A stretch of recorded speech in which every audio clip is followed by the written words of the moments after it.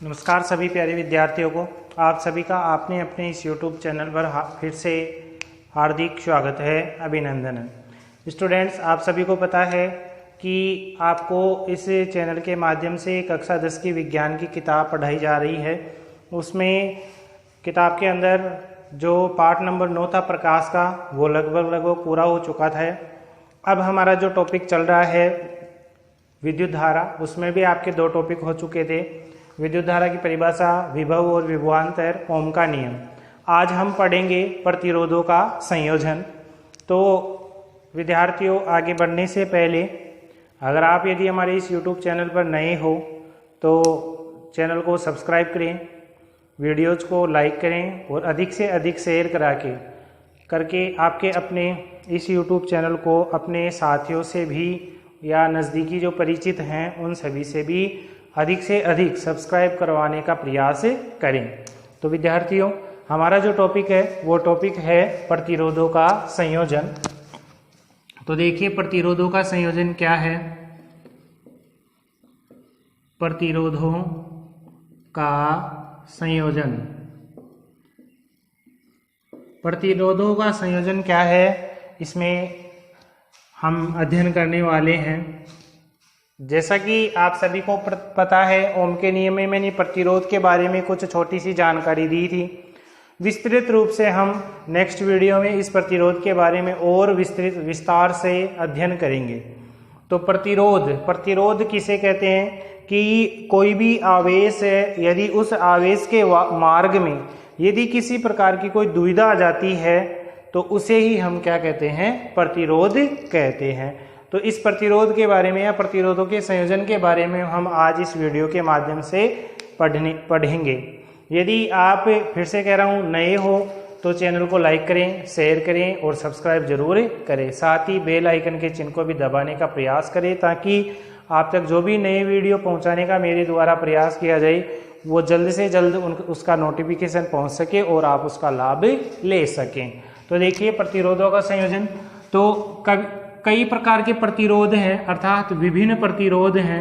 इन विभिन्न प्रतिरोधों को जोड़ करके, जो विभिन्न प्रतिरोध हैं, इन विभिन्न प्रतिरोधों को जोड़ करके, संयोजन का मतलब होता है जोड़ना, तो जोड़कर एक ही प्रतिरोध प्राप्त करना या एक अभिष्ट प्रतिरोध प्राप्त करना, अभिष्ट प्रतिरोध प्राप्त करना क्या कहलाता है, प्रतिरोधों का संयोजन कहलाता है।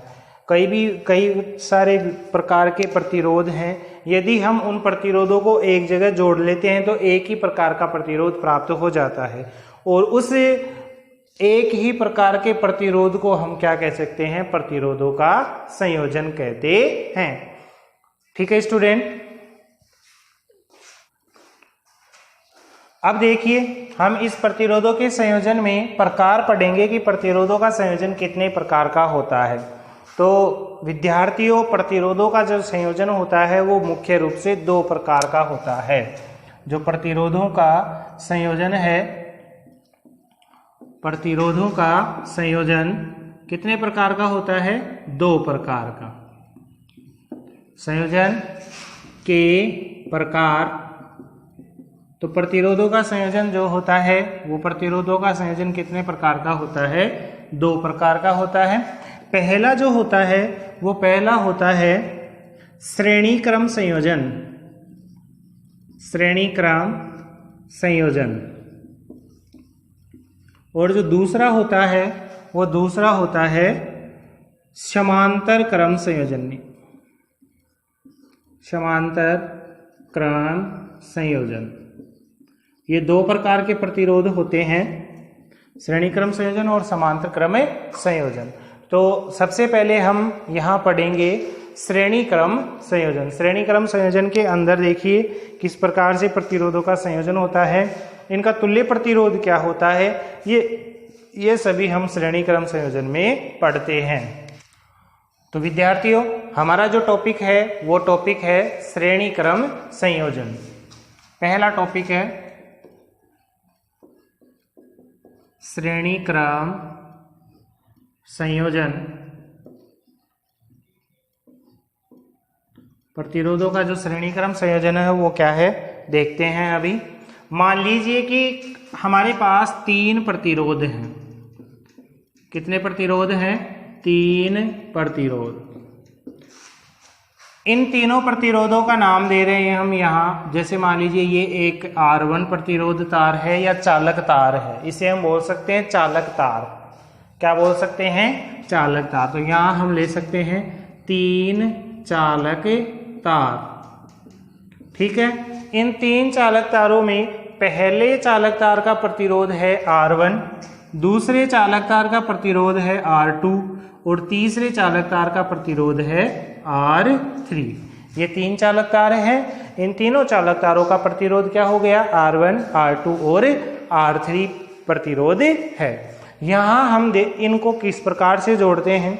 तो ये पहला चालक तार है, ये दूसरा चालक तार है और ये तीसरा चालक तार है। पहले चालक तार के पहले सिरे को, परिभाषा देखिए क्या है कि पहले चालक तार के पहले सिरे को, ये पहला सिरा है, इस पहले सिरे को बैटरी से जोड़ा जाता है। किससे जोड़ा जाता है? बैटरी से। ये इसका धन टर्मिनल है और ये इस बैटरी का ऋण टर्मिनल है, जिसको हम बैटरी को किससे प्रदर्शित करते हैं? B से प्रदर्शित करते हैं। ये चीज उपकरणों के जो प्रतीक चिन्ह थे, उनके जो डायग्राम थे, वो मैंने पहले वाले वीडियो में सही प्रकार से बता दिया है। तो देखिए ये बैटरी हो गई। चालक तार के पहले सिरे को किससे जोड़ दिया? बैटरी से। और पहले चालक तार के दूसरे सिरे को दूसरे चालक तार के पहले सिरे से जोड़ देते हैं। ये दूसरे चालक तार के पहले सिरे को किससे जोड़ दिया? पहले चालक तार के दूसरे सिरे से जोड़ दिया। तो ये R2 प्रतिरोध हो गया। अब ऐसे ही दूसरे चालक तार के दूसरे सिरे को, ये पहले चालक तार का पहला सिरा है और ये दूसरे चालक तार का पहला सिरा है और ये दूसरे चालक तार का दूसरा सिरा है। तो इस दूसरे सिरे को कौन सा चालक तार है हमारे पास? अब तीसरा चालक तार।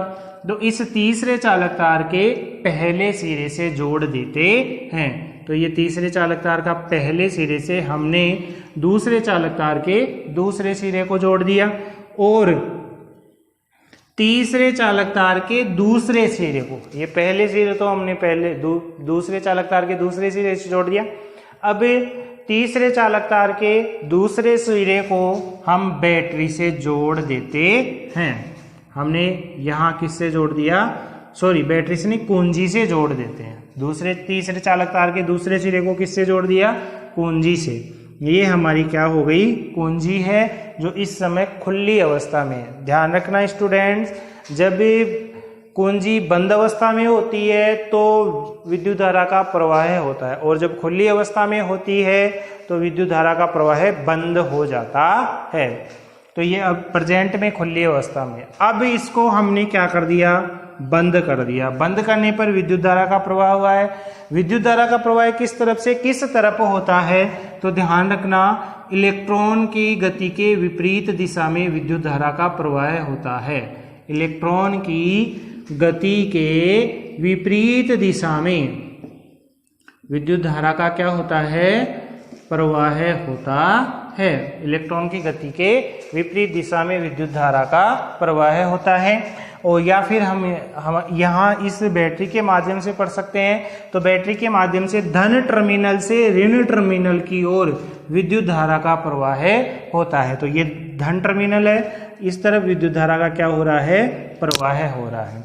और इस यहाँ विद्युत धारा का प्रवाह हो रहा है। इस प्रकार से पहले चालक तार को हम वोल्टमीटर की पहली सुई से जोड़ देते हैं। यहाँ V1 हो गया, ये वोल्टमीटर की दूसरी सुई हो गई और ये वोल्टमीटर की तीसरी सुई हो गई। ठीक है स्टूडेंट, यहाँ जो विद्युत धारा प्रवाहित हो रही है, ये विद्युत धारा I प्रवाहित हो रही है।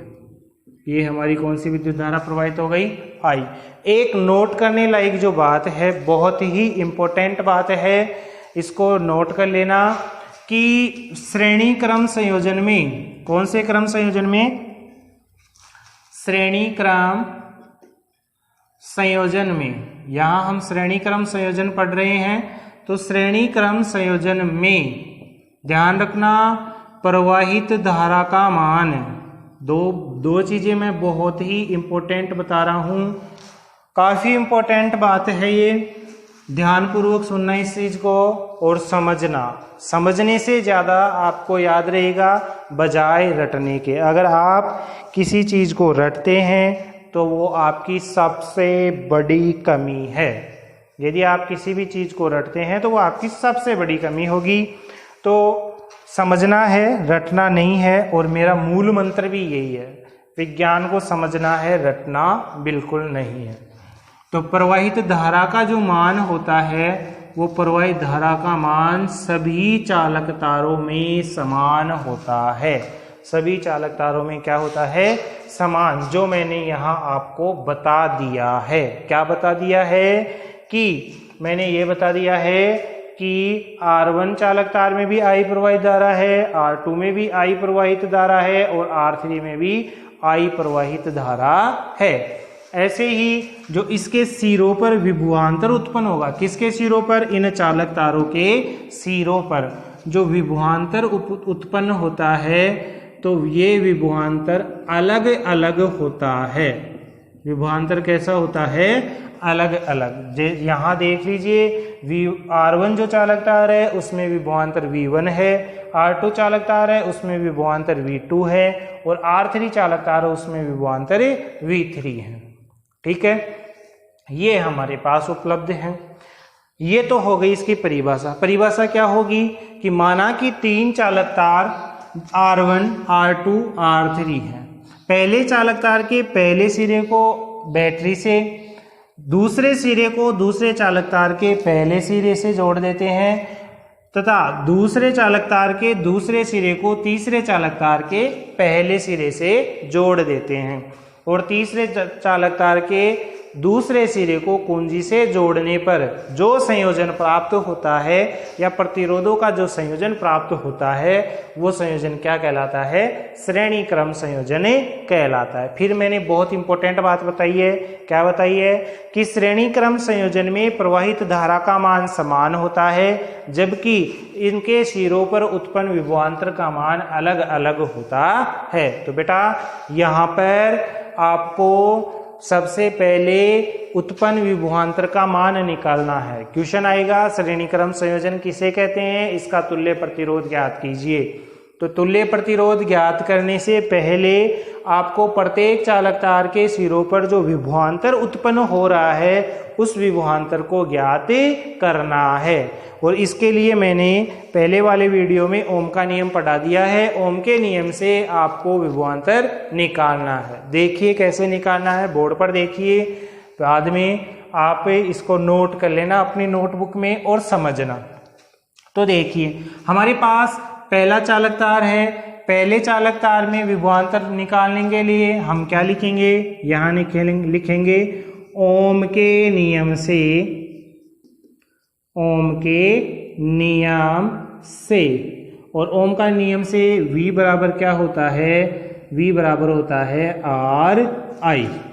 ठीक है स्टूडेंट, तो हमारे पास यहाँ पर R1 चालक तार है तो इस R1 चालक तार में पहले बता दिया है आपको क्या निकालना है? उत्पन्न विभवांतर निकालना है।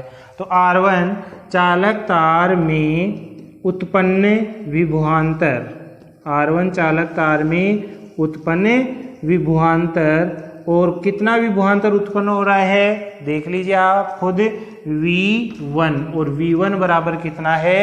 V1 बराबर RI है, जहां R का मान कितना है? R1 है और I का मान कितना है? I है। तो यहाँ लिख लेंगे R1I और इसको समीकरण नंबर कितना दे लेंगे? हमें 1 दे लेते हैं।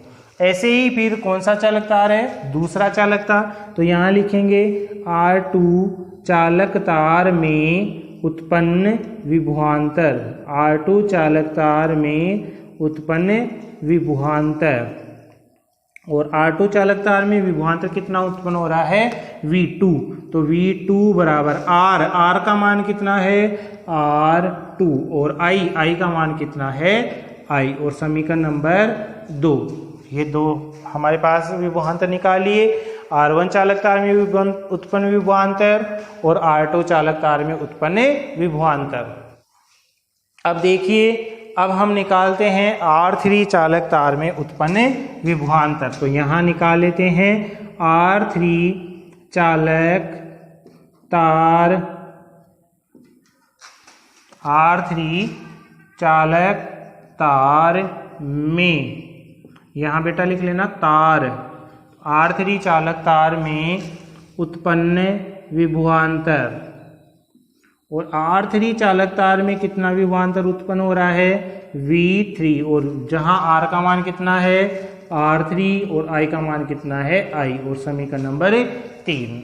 ये हमारे पास 3 चालक तार हैं और तीनों चालक तारों में विभवांतर उत्पन्न हो गया। कितना था उत्पन्न हुआ? R1 में तो विभवांतर उत्पन्न हो गया R1I, और R2 में हो गया R2I, और R3 चालक तार में विभवांतर कितना उत्पन्न हो गया? R3I। अब आपको ये कहा जाए कि कुल कितना विभवांतर उत्पन्न हो रहा है। ये जो प्रतिरोध है हमारे पास, इस प्रतिरोध में टोटल कितना विभवांतर उत्पन्न हो रहा है, तो आपको क्या करना है? इन सभी विभवांतरों को जोड़ देना है। तो यहाँ हम लिख लेंगे उत्पन्न कुल विभवांतर, उत्पन्न कुल विभवांतर, और उत्पन्न कुल विभवांतर V बराबर कितना होगा? V बराबर क्या हो जाएगा? V1 plus V2 plus V3, जिसको समीकरण नंबर आप कितना दे सकते हैं? 4 दे सकते हैं। ठीक है स्टूडेंट। अब क्या हमारे पास V1 का मान भी है, V2 का मान भी है और V3 का मान भी है। तो यहाँ क्या लिख लेंगे? समीकरण 1, 2, 3 का मान किस में रखेंगे? हम रखेंगे समीकरण नंबर 4 में। तो का मान समीकरण 4 में रखने पर, समीकरण नंबर 4 में रखने पर, तो V बराबर क्या आ जाएगा? V1 का मान कितना है? R1I। V2 का मान कितना है? R2I। और V3 का मान कितना है? R3I। ठीक है स्टूडेंट। यहाँ कॉमन देखते हैं। तो यहाँ कॉमन प्रवाहित धारा है, तो V बराबर क्या आ जाएगा? I। कोष्टक में क्या रह जाएगा? R1, यहाँ से कॉमन I आ गया तो क्या बच गया? R2, यहाँ से कॉमन I आ गया तो क्या बच गया? R3। ये हमारे पास विभवांतर का मान आ गया। टोटल विभवांतर का मान कितना आ गया? R1 plus R2 plus R3। इसको समीकरण नंबर कितना दे सकते हैं आप? 5 दे सकते हैं। अब देखिए, मैंने पहले कह दिया है तुल्य प्रतिरोध निकालना है। तुल्य प्रतिरोध कैसे निकलेगा? तो हम यहाँ लिख लेंगे तुल्य प्रतिरोध, तुल्य प्रतिरोध। और तुल्य प्रतिरोध निकालने के लिए हम क्या लिखेंगे? ओम के नियम से, ओम के नियम से। और ओम का नियम क्या है? V बराबर RI। V बराबर क्या होता है? RI। यहाँ हमें R का मान निकालना है, तो ये गुणा की राशि इधर आकर के किसकी हो जाएगी? भाग की। तो R बराबर क्या हो जाएगा? V बटे I। और इसको समीकरण नंबर कितना दे लिया? 6। एक चीज देखिए, यहाँ हमारे पास V का मान है। कहाँ है? ये रहा। V का मान कितना है? I बराबर R1 plus R2 plus R3। ये हमारे पास V का मान है। तो यहाँ V का मान रख लेते हैं। तो R बराबर क्या आ जाता है? R बराबर V का मान कितना है? I कोष्टक R1 plus R2 plus R3 बटेवे में क्या है? I। बटेवे में हमारे पास क्या है? I। तो I से I कैंसिल हो गया। तो I से I कैंसिल हो गया तो हमारे पास R बराबर क्या बच गया? R1 plus R2 plus R3। यही हमारे पास इस श्रेणी क्रम संयोजन का तुल्य प्रतिरोध है। तुल्य प्रतिरोध क्या आ गया? R बराबर R1 plus R2 plus R3। अर्थात हम इसको क्या लिख सकते हैं? ये लिख सकते हैं कि श्रेणी क्रम संयोजन में कुल प्रतिरोध सभी प्रतिरोधों के योग के बराबर होता है, या फिर श्रेणी क्रम संयोजन का तुल्य प्रतिरोध सभी प्रतिरोधों के योग के बराबर होता है। यह आपका तुल्य यहाँ श्रेणी क्रम संयोजन कंप्लीट हो जाता है। एक बार फिर से मैं बता रहा हूँ कि माना कि 3 चालक तार R1 R2 R3 हैं, जिनमें पहले चालक तार के पहले सिरे को हम बैटरी से जोड़ देते हैं और पहले चालक तार के दूसरे सिरे को दूसरे चालक तार के पहले सिरे से जोड़ते हैं। दूसरे चालक तार के दूसरे सिरे को तीसरे चालक तार के पहले सिरे से जोड़ देते हैं और तीसरे चालक तार के तीसरे सिरे को किससे जोड़ देते हैं? कुंजी से जोड़ देते हैं। और इस प्रकार प्राप्त संयोजन को हम क्या कहते हैं? श्रेणी क्रम संयोजन कहते हैं। मोस्ट इंपॉर्टेंट जो बात यहाँ है वो ये बात है कि श्रेणी क्रम संयोजन में प्रवाहित धारा का मान समान होता है, जबकि उत्पन्न विभवांतर का मान अलग अलग होता है। जैसे यहाँ V1 उत्पन्न हो रहा है, यहाँ V2 उत्पन्न हो रहा है और यहाँ V3 उत्पन्न हो रहा है। तो यहाँ से हम उत्पन्न विभवांतर का मान निकाल लेते हैं। अलग अलग चालक तार में अलग अलग विभवांतर उत्पन्न हो रहा है तो वो उत्पन्न विभवांतर का मान निकाल लेते हैं। जैसे R1 चालक तार में जो विभवांतर उत्पन्न हुआ है वो कितना उत्पन्न हुआ है? V1। और V1 बराबर क्या हो गया?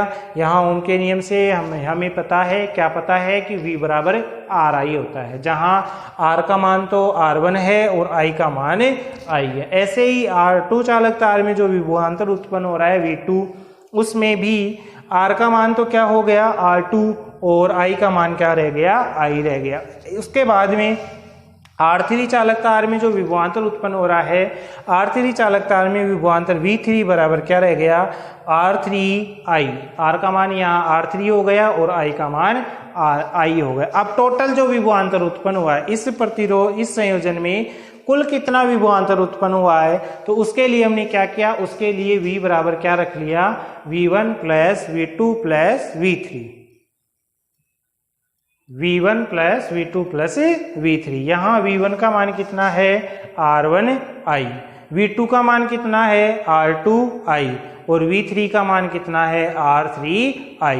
ये मान हमने कहाँ रख लिए? इस समीकरण नंबर 4 में रख लिए। जहाँ इस समीकरण नंबर 4 में मान रखने पर हमें ज्ञात हुआ, क्या ज्ञात हुआ?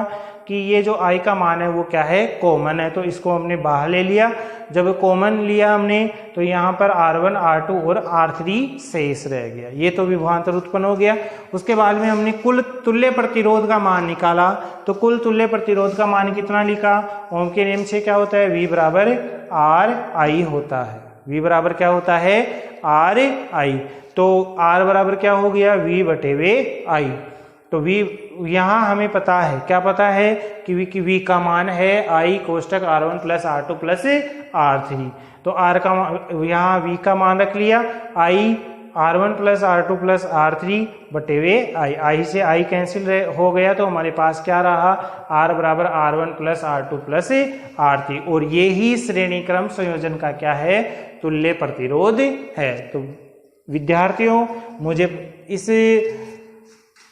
को समझाने के बाद में इतना विश्वास है कि आपको ये जो टॉपिक है, छोटा सा टॉपिक है, ये आपको समझ में आ गया होगा, इतनी मेरे को उम्मीद है।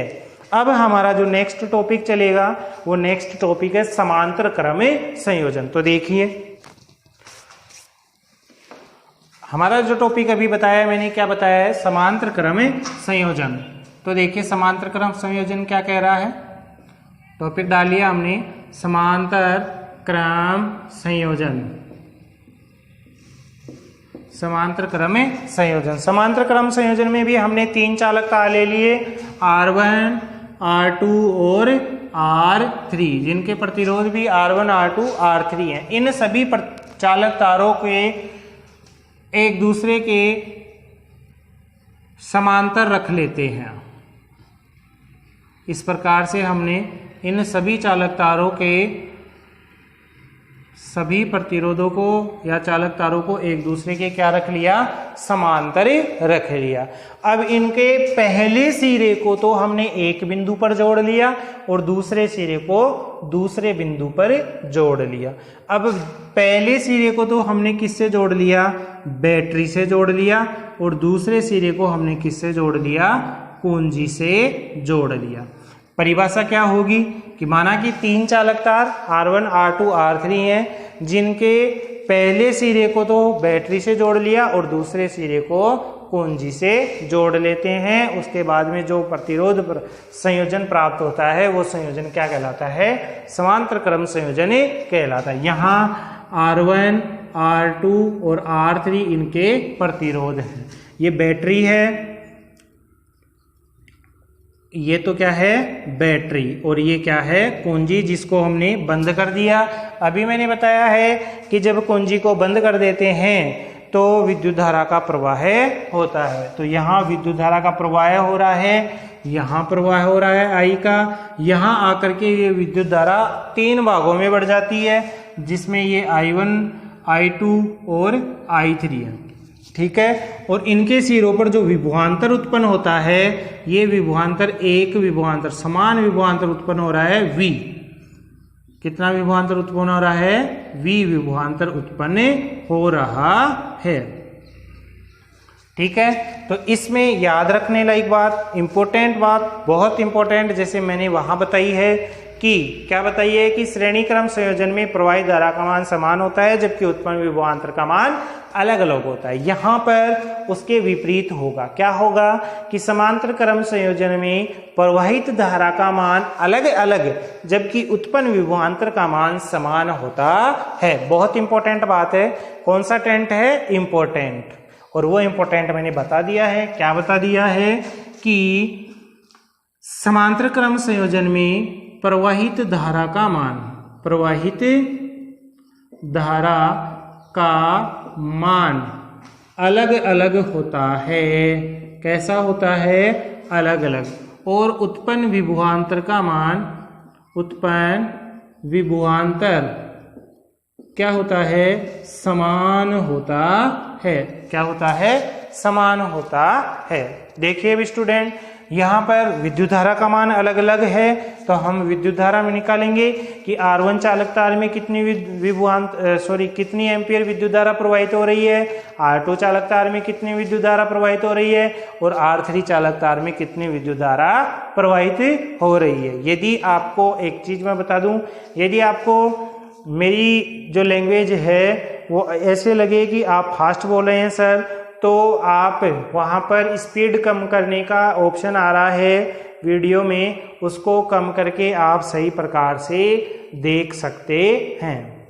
यदि स्टूडेंट आपको, फिर से मैं बता रहा हूँ आपको, और रेगुलर रूप से एक ही बात कहते आया हूँ कि यदि आपको वीडियो समझ में नहीं आ रहे हैं, क्लासेस समझ में कोई दिक्कत आ रही है, तो कमेंट बॉक्स में कमेंट करें और समस्या का हल पूछें।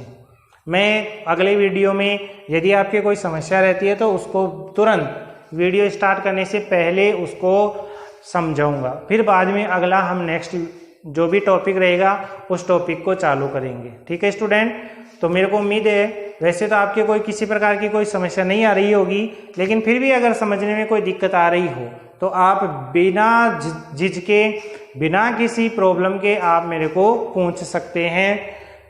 मैं आपकी प्रॉब्लम का सॉल्यूशन जरूर करूंगा। अगर आप, मैंने बहुत बार ये भी कह दिया है कि यदि आपको मेरे वीडियो पसंद आ रहे हैं तो कमेंट बॉक्स में कम से कम एक उम्मीद जगा करके कमेंट करें, और मेरी उम्मीद उसी से मेरे को खुद को भी इतना ध्यान रहेगा कि मेरे द्वारा जो वीडियो आप तक पहुंचाए जा रहे हैं वो समझ में आ रहे हैं नहीं आ रहे, वो मेरे को कैसे पता चलेगा। तो उसका ध्यान रखने के लिए या उसका पता चलने के लिए कमेंट बॉक्स में कुछ ना कुछ तो लिख करके डालें।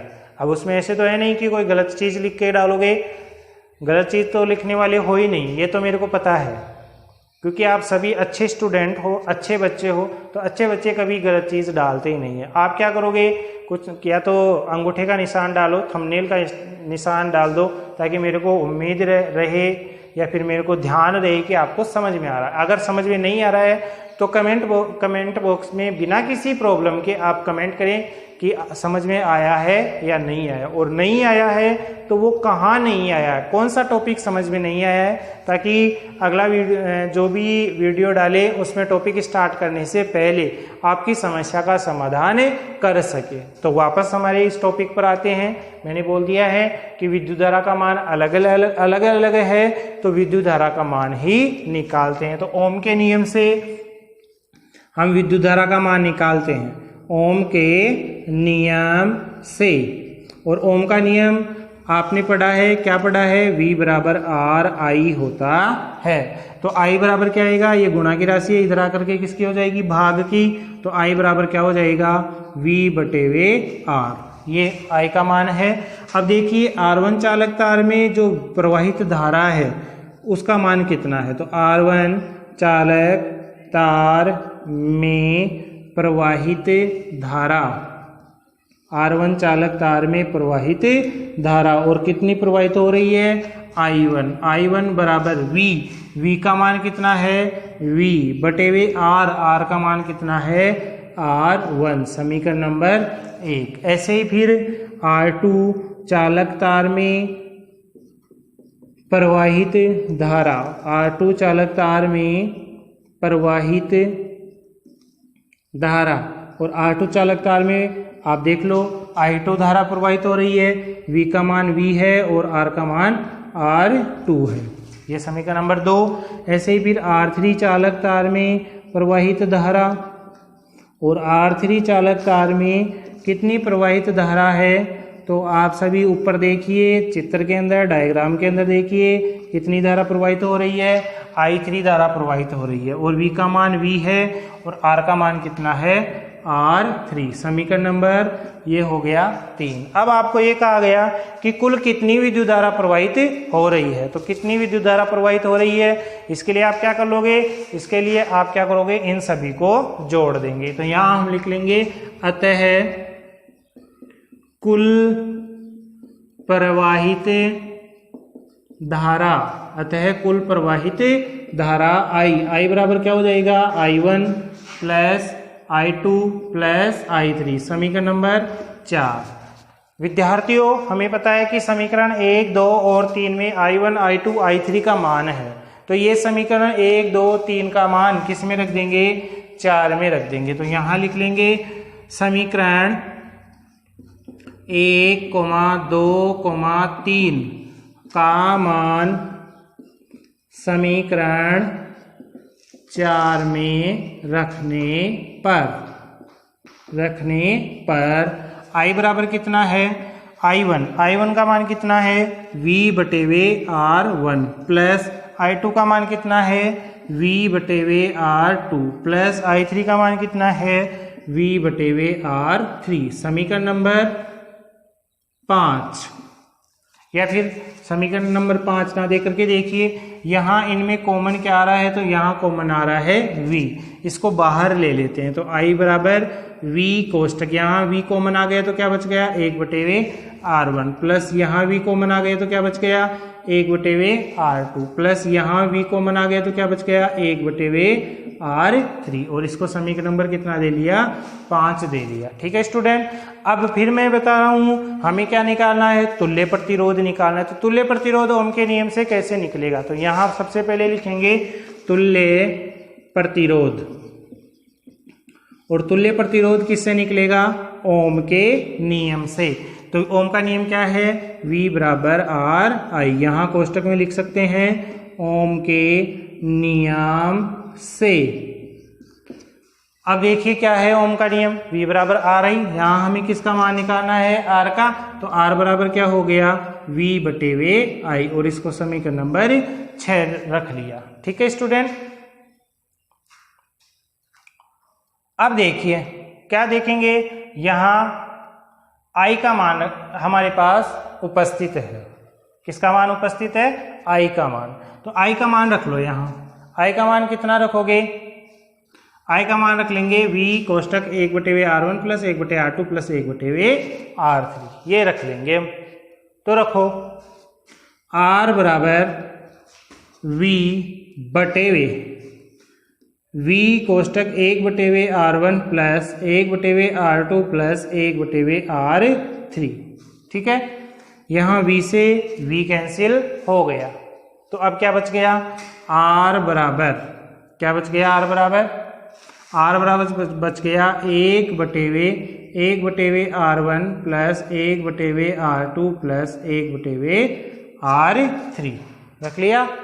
अब क्या करेंगे, यहाँ पर इसको उल्टा कर देंगे। उल्टा करने पर हमारे पास क्या आएगा, 1 बटे वे R बराबर क्या आ जाएगा, 1/R1 plus 1/R2 plus 1/R3। और यही हमारे पास क्या है, समांतर क्रम संयोजन का तुल्य प्रतिरोध है। ये आपके श्रेणी क्रम और समांतर क्रम संयोजन कंप्लीट हो गए हैं। तो उम्मीद है कि आज का जो सेशन रहा वो बहुत ही अच्छा रहा होगा, आपको अच्छी प्रकार से समझ में भी आया होगा। यदि किसी प्रकार की कोई प्रॉब्लम रहती है तो आप बिना किसी प्रॉब्लम के कमेंट बॉक्स में कमेंट करें, ताकि आपको और भी अच्छी प्रकार से पठन जो सामग्री है या अच्छी प्रकार से समझाने का जो तरीका है वो ला करके आपको अच्छी प्रकार से समझाया जा सके। समझाना मेरा प्रयास है, आपके प्रति मेहनत करना मेरा प्रयास है, लेकिन मैं आपके लिए जितनी मेहनत करूं उतनी आप भी मेहनत करके मेरे आत्मविश्वास को और बढ़ाएं।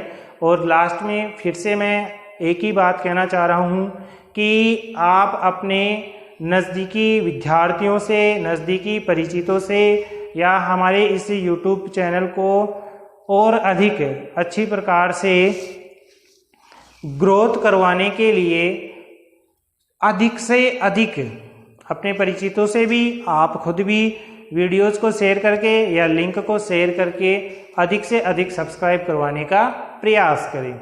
मेरे को इस चीज़ की उम्मीद है कि आप ये इतना छोटा सा काम बहुत ही सरलता से कर लेंगे और अपने इस चैनल को, आपका चैनल है ये, मेरा कुछ नहीं है, आपके सहयोग से ही मैं यहाँ तक पहुँचा हूँ और आपके सहयोग से ही और आगे पहुँचने का भी प्रयास करूँगा।